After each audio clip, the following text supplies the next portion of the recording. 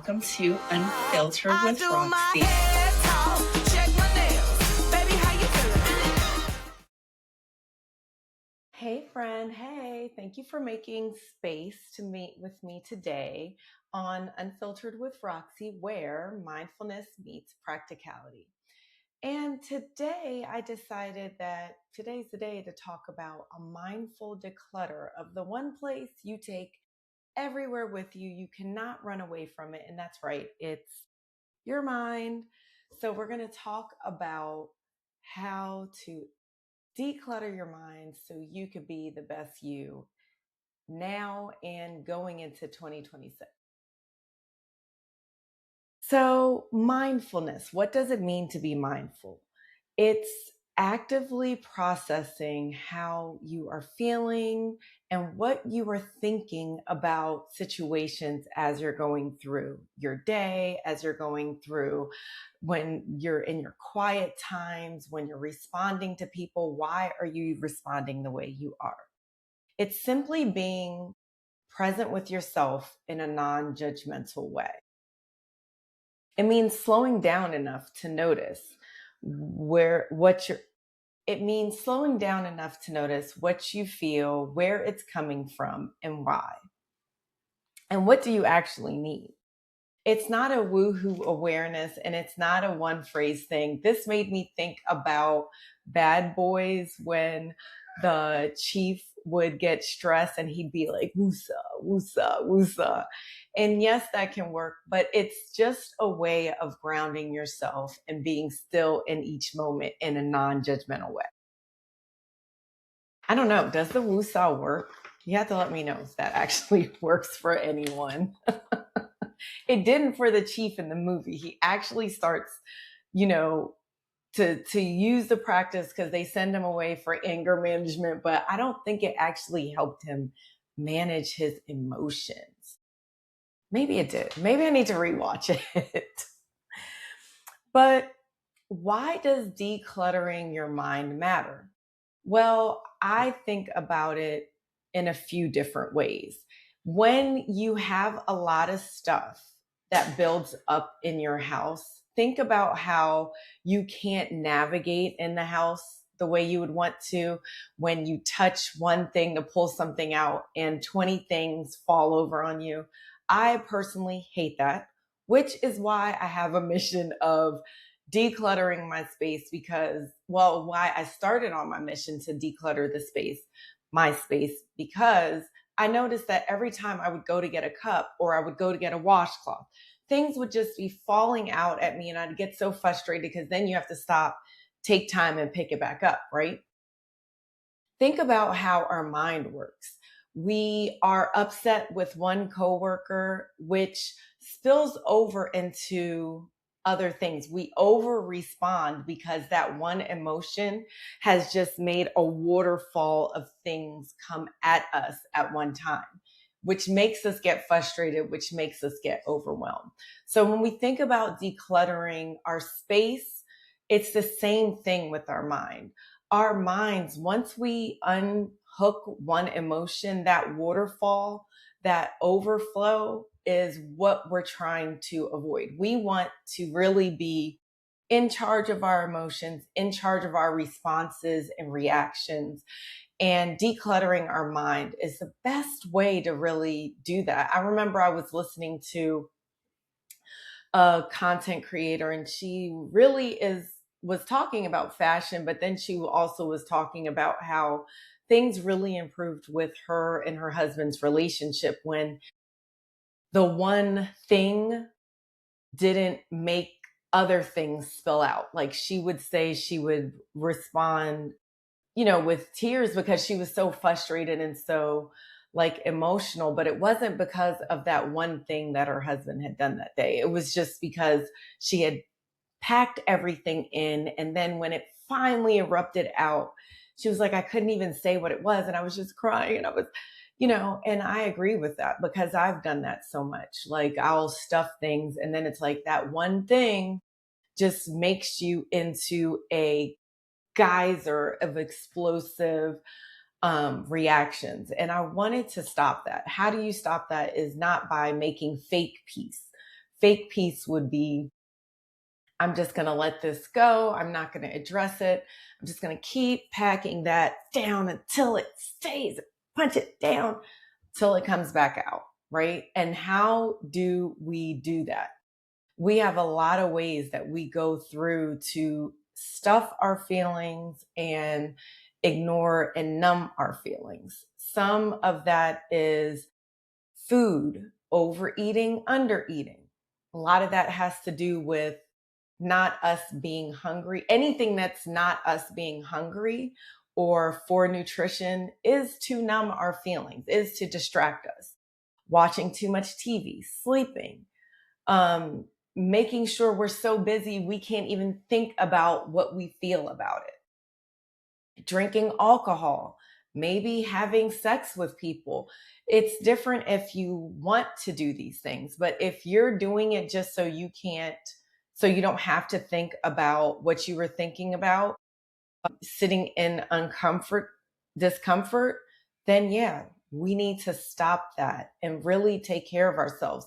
Because at the end of that is we're going to have to deal with the consequences of overeating, the consequences of one of them was overspending, when you're just going to the store to buy things to make yourself feel better. So really, retail shopping is not, comfort shop, what is it called? Retail therapy is not therapy. Because when you get those bills, when you're overdrawn, when you're not able to pay what you needed to pay, is just not a fun place to be. It's actually will make you more, the thoughts more cluttered, because then it's, I didn't do this. Now I have to pay this. Where am I going to rob Peter to pay Paul? All of those things go into that. One of the things with thinking about how decluttering the mind can make you more effective is, if you have your thoughts scattered, you're really not going to be able to focus on any of them. So just like in a house, decluttering your mind helps to make sure that things are being processed properly and they're not just coming out at inappropriate times. So that's why it's really important for us to do this work and dig deep into why we're doing what we're doing and why we're responding, why we are responding the way we are. Why do we feel the things we're feeling? Because once we get to the root of that, will help us navigate through other things easier. So why our minds get cluttered is because we have a lot of responsibilities. We have a lot of places that we need to be at a lot of times the same time, right? So we're just trying to see how we're going to make it all work. We have our home responsibilities. We have our work responsibilities. Some of us are taking care of our aging parents, and that is a lot. I remember when I was taking care of my mom, and it hasn't been one of the most stressful times of my life because I had teenagers. My mom being ill was just like, I don't even know. I think my teenagers were probably neglected. My husband was definitely neglected. And I felt like I was neglecting my mom. So it was like a time of just being spread out and just always trying to remember the different things that I had to do. Bills, different competing expectations. Maybe you're part of a church. Maybe you're part of a civic group. Maybe you're part of a board. And those all have demands on our attention. And they're not bad, right? But we have to make sure that we're taking account of the things we have to do. And I feel that sometimes we think that we need all of this technology. We need things that are like more money outside of us. But I really think that us going through this process together will be helpful. And it doesn't have to cost anything if you don't want it to. So we carry too much because we don't have anywhere to put all of these thoughts and ideas. So when we make everything important, nothing ends up being important. And when I realized that, I was like, wow, well, If I'm making everything important is not making anything important, whew, that means I have to do better. It means I have to say, this is off my chop block. It doesn't matter. I have to move on. And that was a lot. It was a lot for me to have to decide what things were really important and what things were not important. And I think something else that just came to me is if everything is important and we're just like at that point of max capacity, that's when you get the apathy of, I don't care about anything. So it's really not a helpful spiritual practice for us to be in this mode of everything, everything, everything. We can't do it. Once we get a system of how to process things and we write them down and really go through what are all the things that I'm thinking about. Because we are triaging, my suggestion would be I know I can't write as fast as my thoughts are coming at times. So to start, I get my phone out, I open my notes app, and I start to dictate all the things that I'm thinking about that are concerning me, that's stressing me out, that I know I have to do. I just go through it all. And it doesn't matter if it's out of order, because you know why? I'm going to take all of those notes and I'm going to put them in Chat GPT and ask them to organize it and prioritize it for me. And I know that sounds crazy, right? Like you're just putting all of your ideas into there. I just get the paid version and I'm trusting that the AI will keep my information. But at the end of the day, for me to have peace of mind that I'm capturing all the things that are concerning me and stressing me out, that's a minor price to pay. Major price to pay, minor price to pay, that at least I know where I am. And I do that at least once or twice a week. Sometimes if I'm really stressed out, it's like twice a week. And then once I do that, it's like, okay, I know all the things that I need to do. I'm not going to miss it because I put it in my phone and now I have a plan to move forward.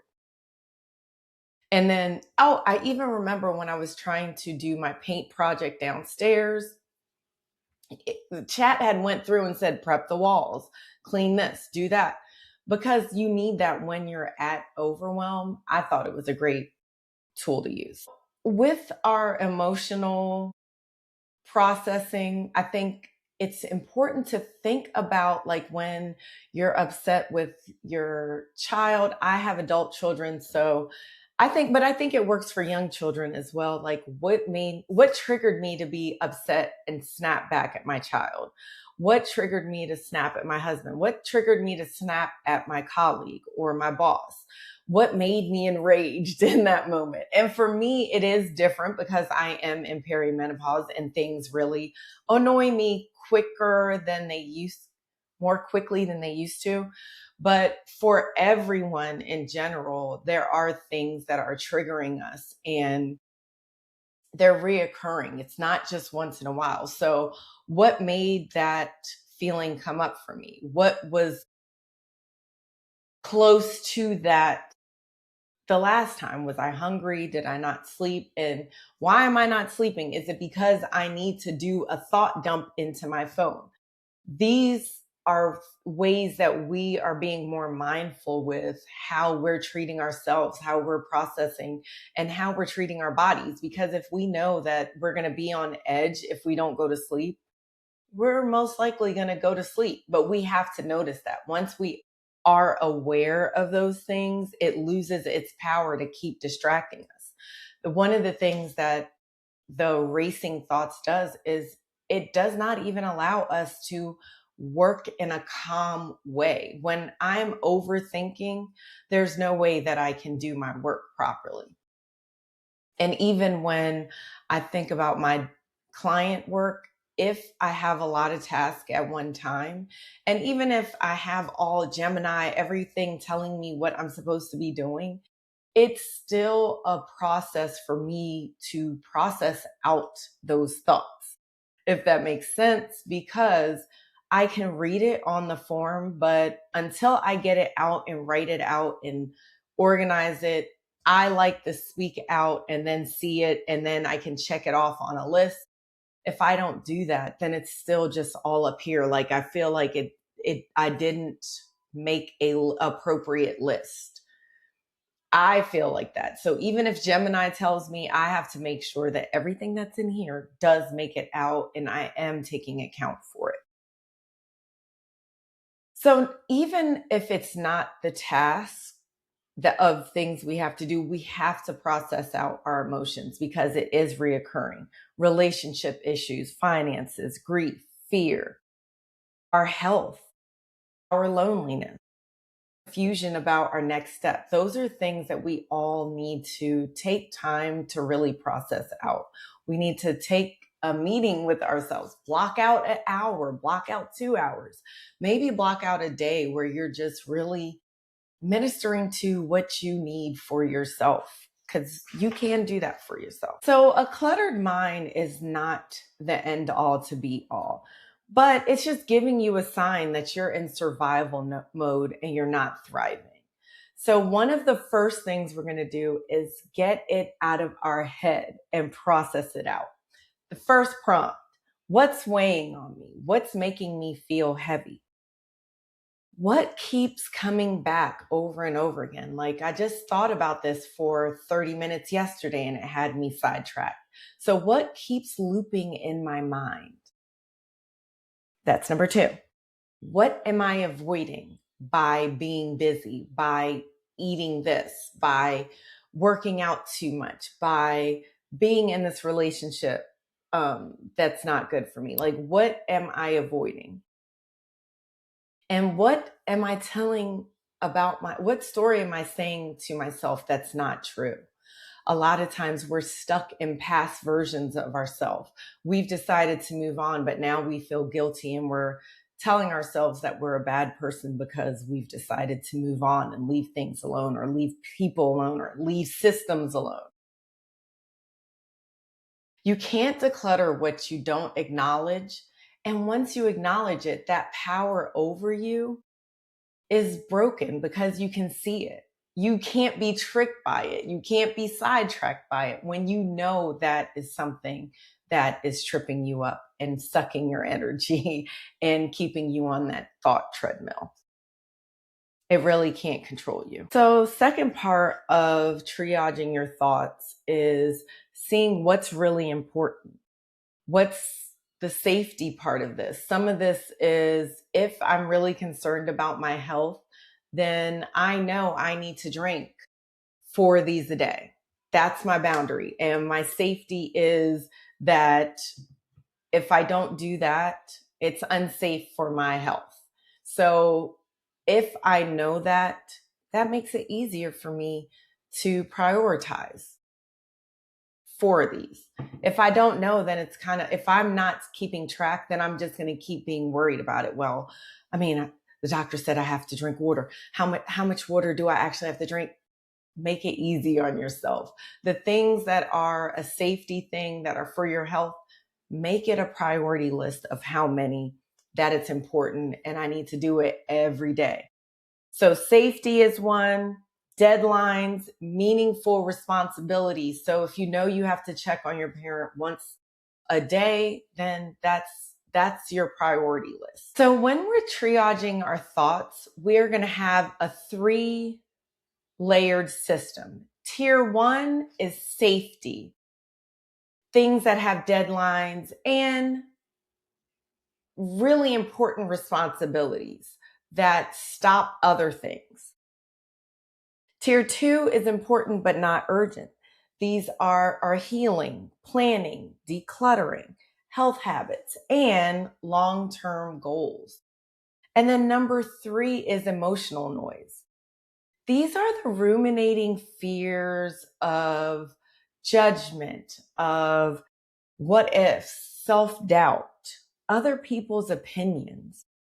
We have to triage to help make sure that we know the things that we're supposed to be thinking about.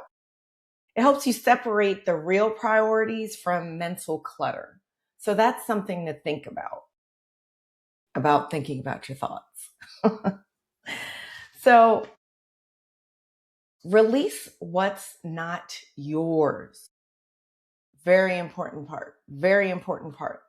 Let go of other people's expectations, emotional labor that isn't yours, and the should haves, the old narratives, and guilt that's not rooted in truth. Once you decide that you are changing, you're moving on from overthinking, from beating up on yourself, changing to a new lifestyle, you have to make sure you don't go back to the things that are comfortable, because that is easy to do.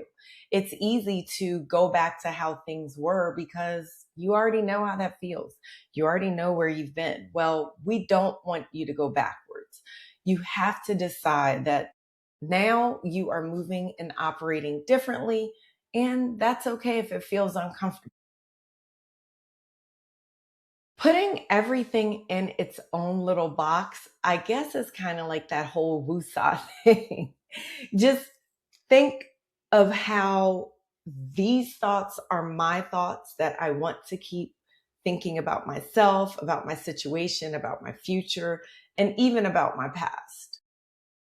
And then these thoughts are not mine. These thoughts are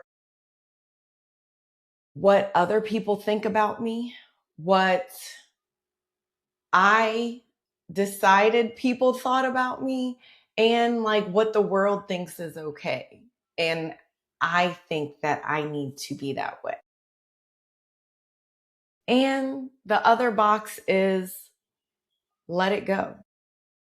Doesn't matter what the thoughts are, where they come from. If they're negative, I'm letting it go. And then just walk away from that. Walk away from it later. So choose your focus for each day.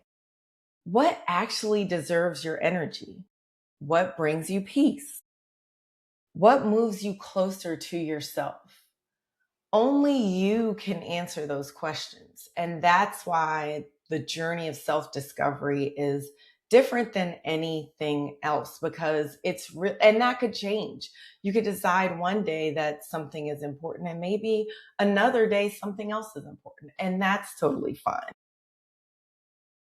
When your mind is clear and you're not reacting from things, you start choosing how you want to show up. And that's different in each situation. Set a small intention with affirmations. You know, we have at least 31 on the Unfiltered with Roxy channel. If you need more, I have some bonus ones. I've been adding on some that my friends have shared with me on YouTube. And I was thinking to do a whole series on my favorite affirmations from some of my favorite artists that I've been listening to through the years.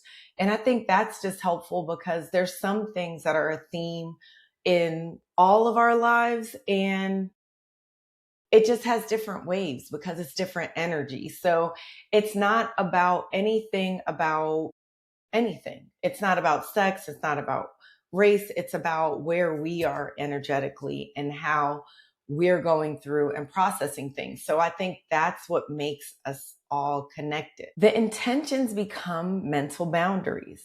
Today, I choose clarity. Today, I choose grace. Today, I choose focus. Today, I choose peace. And for a lot of times, I was choosing peace, and that's totally fine because I think I felt so chaotic and out of place.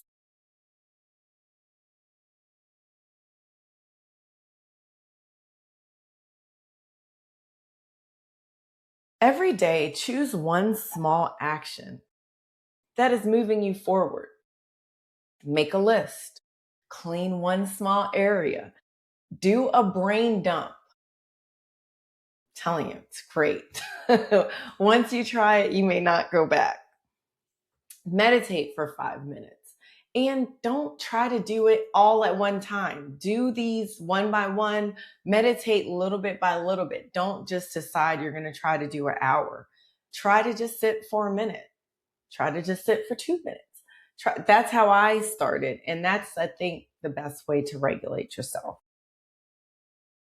So go outside for a little walk, get some fresh air, drink water, which I'll do again now. Your mind deserves a place to decompress and be okay. One of my favorite affirmations is I'm safe. I'm safe in my own body, or is it?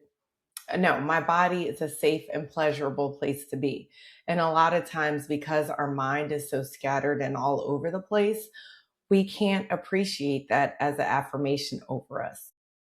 We think that you are supposed to always be doing the next thing, and you're not allowed to do nothing, and you're not allowed to be peaceful if there's all these separate, chaotic things going on in the world.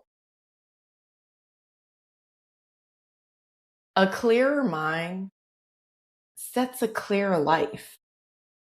So drop into the comments what you're releasing today and how you will declutter your mind for 2026 and beyond. Please like and share. If this helped you, share it with someone who needs it. Like and subscribe. Thank you. Bye.